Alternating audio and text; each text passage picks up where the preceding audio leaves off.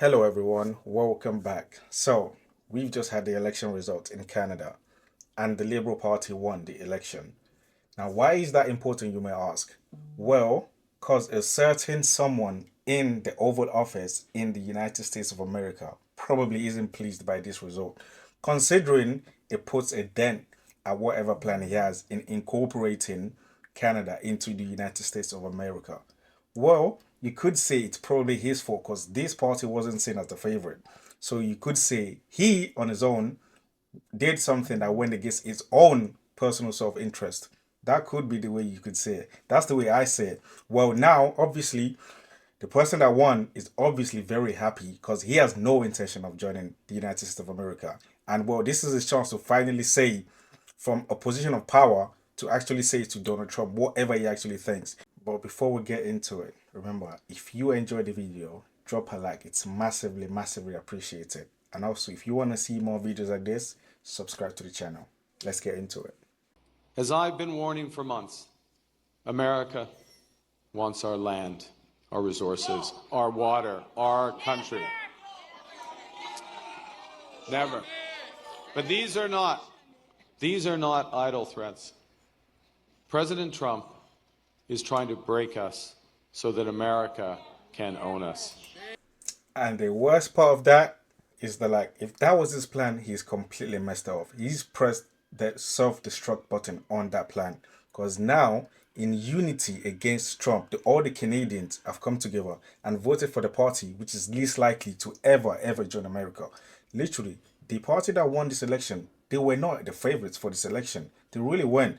But guess what? Trump himself, by the agendas, by the tariffs, everything, all the rhetoric that's come out against Canada, is literally put a unity there for them to have a cause to be able to unite on against America. So if that's his goal, is literally like destroy it all by himself by constantly restating that rhetoric of trying to make Canada the 51st state. Literally. That will never ever happen.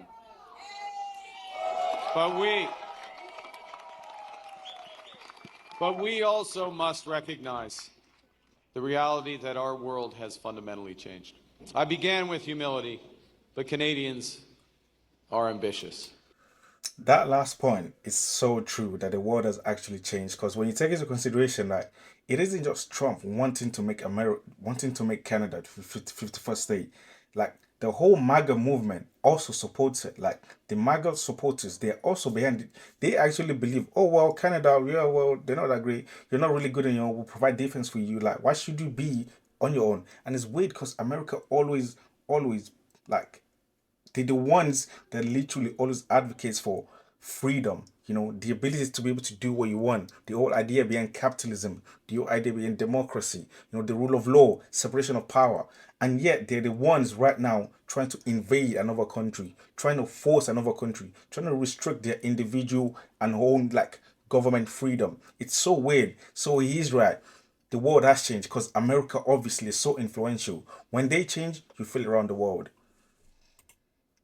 And now, more than ever, it is a time for ambition. It is a time to be bold, to meet this crisis with overwhelming positive force of a united Canada. Because we are going to build, baby, build. Throughout our history, there have been turning points when the world's fortunes were in the balance. That was the case at the start of the Second World War, just as it was at the end of the Cold War. And each time, Canada chose to step up, to assert ourselves as a free, sovereign, and ambitious nation, to lead the path of democracy and freedom. Literally what I said. So true. Like democracy was literally being advocated for America. After the Second World War, the world changed. America started to lead the West, and they're always the one fighting for democracy, fighting for freedom. And yet now it's changed so much. It just seems like everybody else is just looking, thinking, hold on, but you're the one that told us to do this way. You're the one that told us to do it democratic way. Like it's so weird now, like how much has actually changed. So weird. I know he's in for 4 years, but these 4 years could be very detrimental. And because we are Canadian, to do so with compassion and generosity.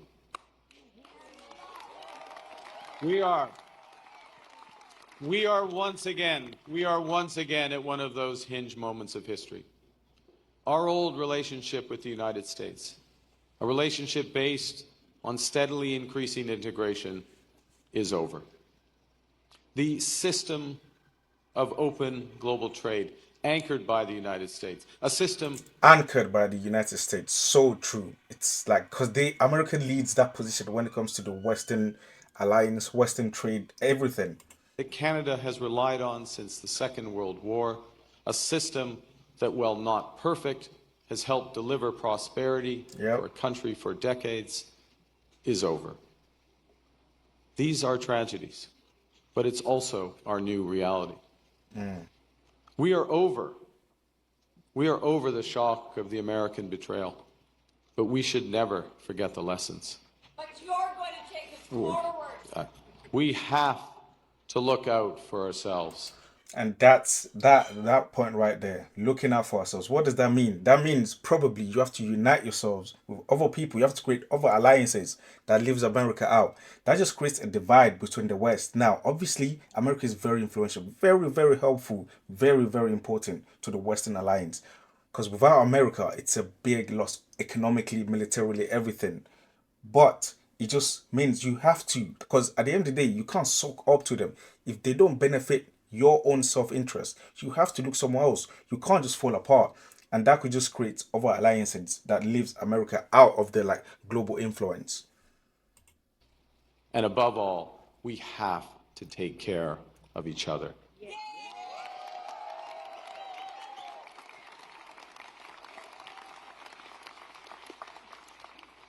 When I sit down with President Trump, it will be to discuss the future economic and security relationship between two sovereign nations.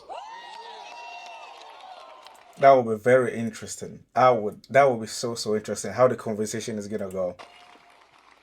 And it will be with our full knowledge that we have many, many other options than the United States to build prosperity for all Canadians.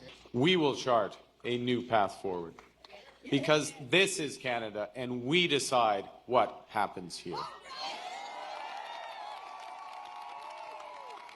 Yeah, that's all just gonna be the end goal. You push someone back, they will bite back. They would have to do something on their own. They can't just falter and not exist anymore. Eventually, they will just say, all right, America is not alliance anymore. Like, we need to go somewhere else. Probably start bonding with Europe more, the EU more. They just create like a bigger alliance over there. That literally is the only other option they have. But like, is it better for them? Probably not. But is that the only option they have? Well, you said it. He said it from himself, right? That's the only other option. They have to start looking elsewhere to be able to build alliance. But that's just my thoughts on the video. Remember, if you like the video, drop a like. It will be massively appreciated. And if you have any difference in opinions, put it down in the comments below. And also, if you want to see more content like this, subscribe.